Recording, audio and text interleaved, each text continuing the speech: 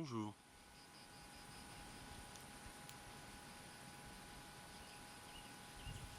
Je vous retrouve dans un nouveau petit coin, dans les Cévennes.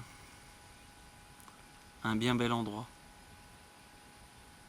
avec des énergies assez sympathiques. Donc comme pour toutes les vidéos, finalement ce que je raconte a assez peu d'importance. Essayez de vous laisser imprégner de ce qu'il y a autour, de ce qui peut passer aussi par l'image, même si ce n'est pas vu. Voilà.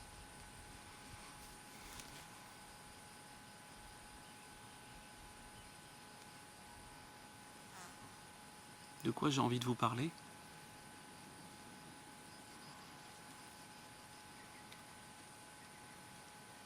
Peut-être de quelque chose que je me rends de plus en plus compte, en l'occurrence chez les personnes qui viennent en stage.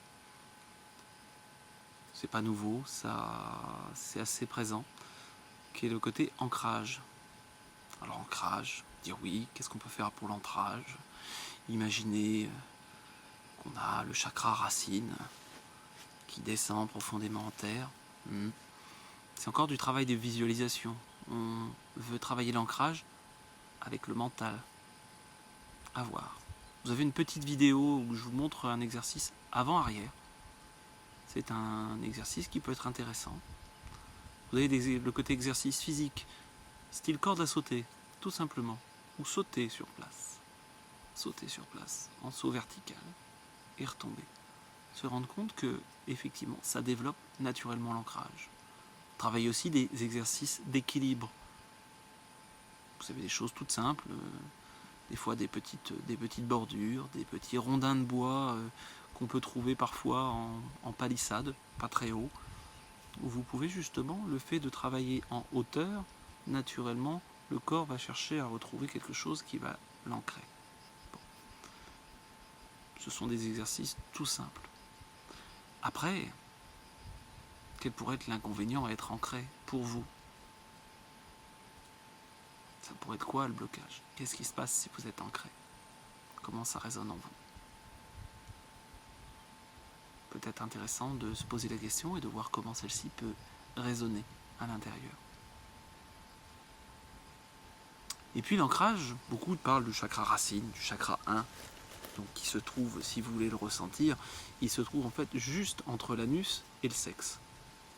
Voilà. Pour les femmes, c'est vraiment juste entre l'anus et le sexe. Pour les hommes aussi, mais donc c'est juste à côté de l'anus, en allant vers le sexe. Simplement parfois en posant juste le doigt, et d'essayer de voir quelle peut être la sensation.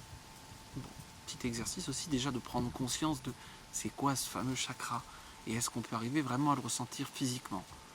Et bien des fois on est dans la sensation, simplement en mettant le doigt, et en ressentant qu'est-ce que ça fait. Voilà. Petit exercice tout simple. Dans l'ancrage aussi, il n'y a pas que ce chakra racine.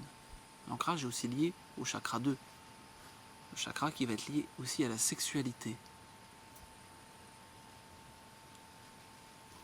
Et pour moi, la sexualité rentre en résonance avec les claires perceptions. Voilà, c'est un lien qui m'est apparu très clairement dans un monastère cistercien. Et d'ailleurs, c'est intéressant, où le lieu était adapté et était construit entre autres cette logique-là, de rapport entre les chakras, et entre le chakra 2 et le chakra 6. Il dit de claire vision, mais qui est en même temps quelque part un chakra qui est de claire perception. Vous de voir aussi. Donc, parfois, pour peut-être développer des claires perceptions justes, allez regarder aussi de notre rapport à la sexualité. Alors sexualité, ça ne veut pas dire beaucoup, pas beaucoup, ça ne veut pas forcément dire avoir, au contraire, une sexualité de moine, qui d'ailleurs, quand elle est bien gérée, n'a rien à voir avec un déni de sexualité. C'est simplement intégrer la sexualité à un autre niveau. En tout cas, il me semble que ça devrait être comme ça. Sinon, c'est vouloir nier une partie de soi-même. Donc avant de dire, oui, moi j'ai transcendé la sexualité, d'accord. D'abord regarder comment on est avec cette sexualité dans le trait physique, dans le trait corporel, et dans notre rapport à notre corps, et à notre même auto-sexualité.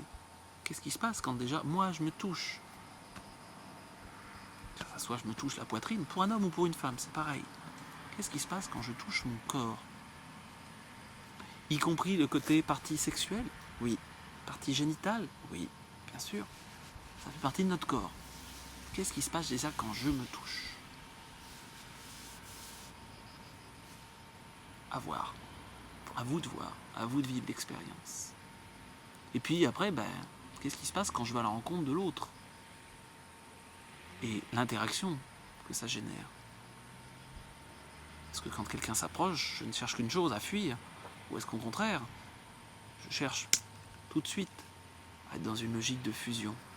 Ou est-ce qu'il peut y avoir des moments où on peut se rapprocher et sans forcément que ça mène à de la sexualité, à proprement parler, en disant rapport sexuel.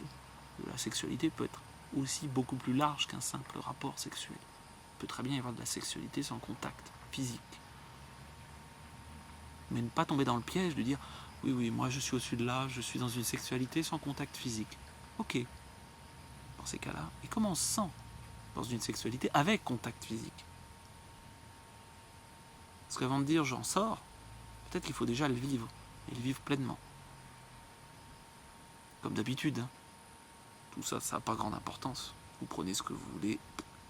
Je n'ai pas l'idée et je n'ai pas l'intention de dire ça y est, j'ai la réponse. Le sujet est tellement vaste, et en plus à travers une petite vidéo, pas toujours simple. Donc on parle de chakra racine, on parle de chakra lié à la sexualité, et pour moi qui rentre en fait dans l'enracinement, c'est vraiment les 3 chakras du bas, y compris donc le chakra lié à la digestion. Qu'est-ce que j'ai du mal? Celui-là, je ne l'ai pas digéré. J'ai du mal à la digérer, celle-là. Au niveau émotion aussi, c'est le chakra des émotions. Qui tord les boyaux. Constipé, à l'inverse. Un petit peu la courante. Comment ça se fait? On a du mal à régulariser le transit. Qu'est-ce qu'on veut retenir? Qu'est-ce qu'au contraire on veut absolument laisser échapper? Regardez aussi, est-ce que ça vous parle? On pourrait d'ailleurs le lier à quel est notre rapport à nos excréments. Comment ça, nos excréments? Oui. Les excréments, il ne faut pas oublier une chose, c'est que c'est notre terre intérieure. Je fais souvent une métaphore en stage, et qui n'est pas une métaphore, c'est simplement une observation. La différence entre un être humain et un arbre, l'être humain a choisi de mettre sa terre à l'intérieur. Puis il métabolise et il va rendre à la terre mère. Tiens.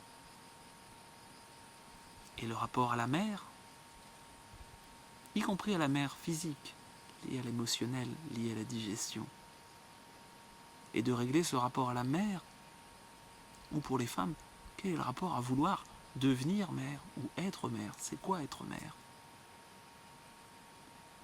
On pourrait aussi le faire du côté père, ça marcherait aussi pour les hommes. Ce qui ramènerait d'ailleurs sûrement à plus de respect à la terre mère qui nous porte. Sans elle, on n'existe pas dans ce corps physique. Pas d'expérience ici. Et on est ici et maintenant.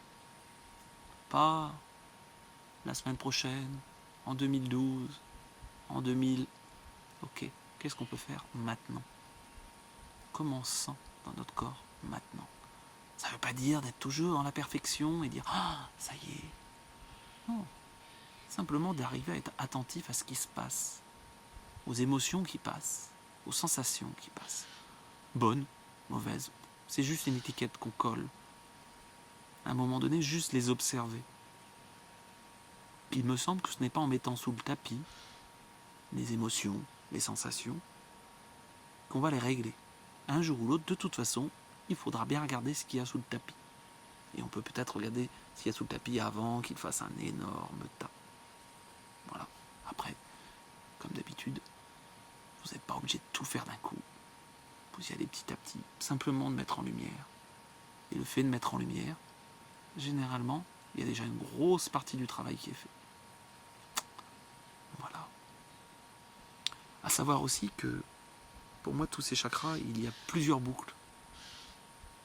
à un moment donné, le chakra racine, si on arrive à bien s'ancrer, on va pouvoir aussi gérer une sexualité plus épanouie, plus posée, plus tranquille,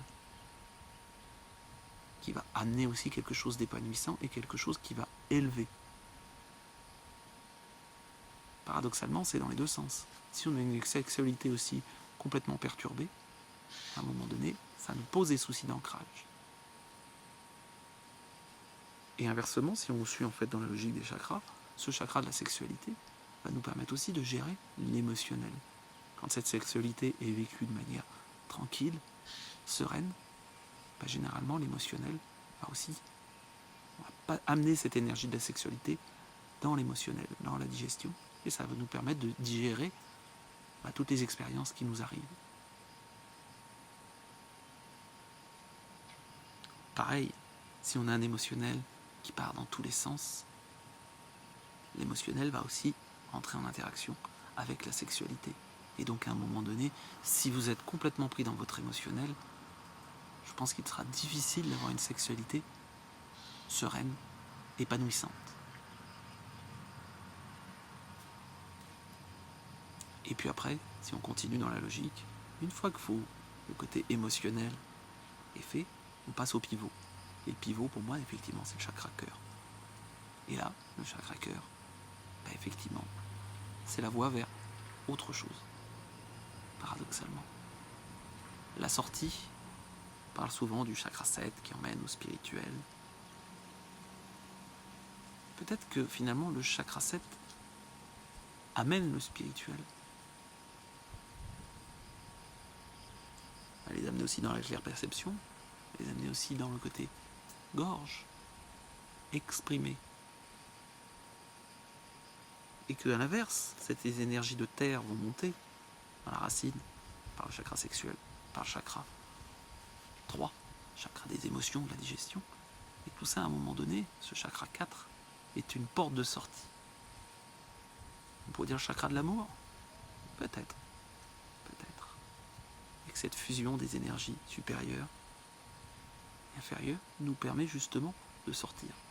3 chakras en dessus, 3 chakras en dessous, 6, et le 7e qui permet de sortir. Et pas forcément dans une logique toujours de montée. Ça ne veut pas dire que cette logique de montée est fausse. Il y a toujours plusieurs niveaux de lecture. Donc pour le moment, c'est vrai que je mets plus l'accent sur ces chakras du bas. Quand j'entends des personnes me dire « Moi, je suis parfaitement équilibré. Mes chakras 5, 6 et 7 sont pleinement développés. Bon, mon thérapeute m'a dit que mon chakra 1, 2 et 3 était quasiment inexistant, mais tout va bien. » Eh ben non, tout va pas bien. On est dans un petit monde de dualité, dans un petit monde de matière, d'expérience. Et qu'on oublie trop souvent que beaucoup de maîtres éveillés, on les voit beaucoup méditer, on va dire « Ah oui, c'est des grands méditants ». Mais souvent, c'était aussi des gens, pour la plupart, qui étaient énormément dans un travail du physique. Et pas juste de méditation et de s'accrocher en haut. Le lien, les deux, toujours pareil. Pour amener au cœur. Et généralement, quand on écoute le message de tous les sages, comme par hasard, c'est le message d'amour, c'est le message du cœur, d'être dans le cœur. C'est pas moi qui l'ai inventé celui-là, il est très ancien. Mais des fois, les vieilles choses, une vérité, même si elle est ancienne, elle reste toujours une vérité. Et une ânerie, même si elle est ancienne, reste toujours une ânerie. Chez les nouvelles aussi d'ailleurs. Après, vivez l'expérience, et puis vous verrez bien. Voilà. Je vous souhaite une très belle journée.